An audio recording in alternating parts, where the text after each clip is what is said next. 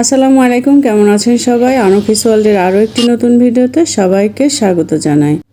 শীত চলে এসেছে, এখন শীতের যে আমেজ সেটা বোঝাই যাচ্ছে। তো সকালে উঠে কুয়াশাও দেখা যায়।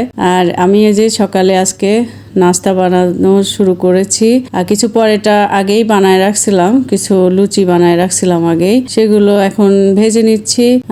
আর কিষান ঢাকা থেকে আসছে, ওর জন্য আজকে হচ্ছে লুচি করতেছি আর পাউরুটি আছে।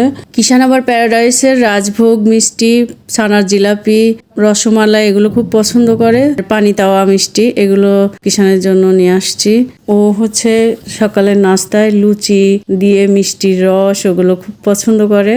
আগের দিন বুয়াকে দিয়ে লুচি করে রাখছিলাম, কিছু ফ্রিজে রেখে দিছিলাম, তো সেটাই বের করে শুধু ভেজে নিছি তেলে। এটা হচ্ছে রাজভোগ, আর পাশে যেটা জিলাপির মতো এটা ছানার জিলাপি। তো কিষানের ছানা জিলাপি মিষ্টি খুবই প্রিয়। ও নানুমণি আগে নিয়ে আসতো, ও বলে যে আমার নানুমণির স্মৃতি মনে পড়ে এই ছানা জিলাপি মিষ্টি খাওয়ার সময়। আর ছানার জিলাপিটা না ঢাকায় পাওয়া যায় না, এই জন্য ও পাবনায় আসলেই ওর জন্য ওর আব্বু কিনে নিয়ে আসে। আর এই যে পাউরুটি স্লাইস করা, এই যে পানি তাওয়া মিষ্টি, ওখানে হচ্ছে রাজভোগ, এই পাশে ছানার জিলাপি আর রসমালাই। নাস্তা শেষ করে দুপুরের রান্নাবান্না কমপ্লিট করে লাঞ্চ কমপ্লিট করে তারপরে আমার বড়াপার বান্ধবী, আমাদের ছোটবেলার আফরোজা আপার বাসায় গেছিলাম। বেলকনিতে গাছ দেখে আমার খুবই ভালো লাগলো, একটু শুট করলাম আপনাদের জন্য।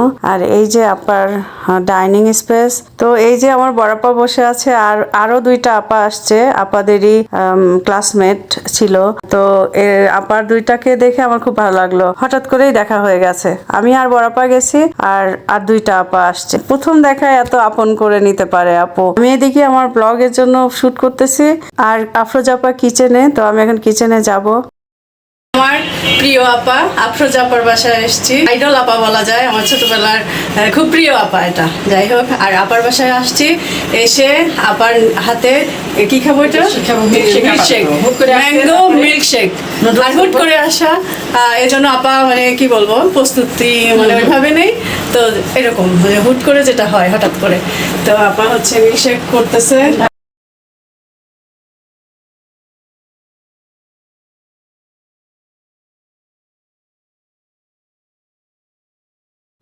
আমের পাল্পের সাথে দুধ চিনি মিশিয়ে ব্লেন্ডারে ব্লেন্ড করলেই হয়ে গেল ম্যাঙ্গো মিল্কশেক। তো ভালোই লাগলো, ঠান্ডা ঠান্ডা। এক্সট্রা বরফ কুচি দিলেও স্বাদটা অন্যরকম হয়, তবে এমনিতে ঠান্ডা, কারণ হচ্ছে ফ্রিজে রাখা আম, তো এক্সট্রা করে বরফ কুচি না দিলেও হয়।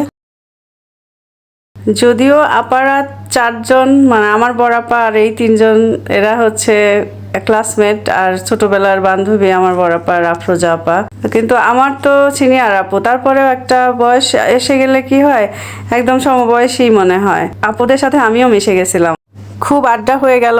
তারপরে নাস্তা হলো, আপুরা চলে গেল, নাজিয়া আপু আর ওই আপুটার নাম ভুলে গেছি। তো দুই আপু চলে যাওয়ার পরে আমি আর আমার বড় আপা আফরোজা আপা মিলে কিছুক্ষণ গল্প করলাম। আপুর পুরা রুম ঘুরে ঘুরে দেখলাম।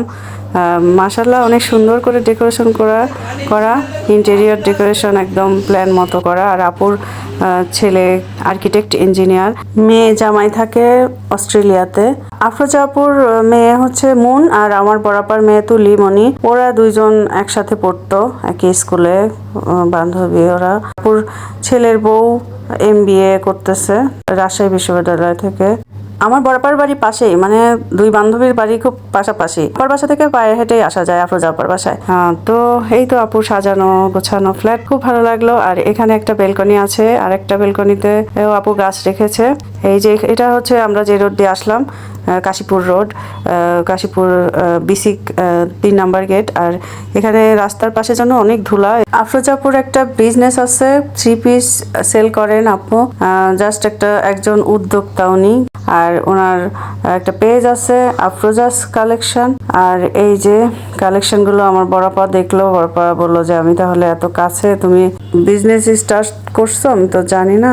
তো আপু বললো যে আমার আসলে ফ্যামিলির সবাই আমার পরিচিতরাই আমার কাস্টমার। তো আমার ভিডিওটাও শেষ, আমি বড়পাকে বড়পার বাসায় নামাই দিয়ে আমার বাসায় চলে আসছিলাম।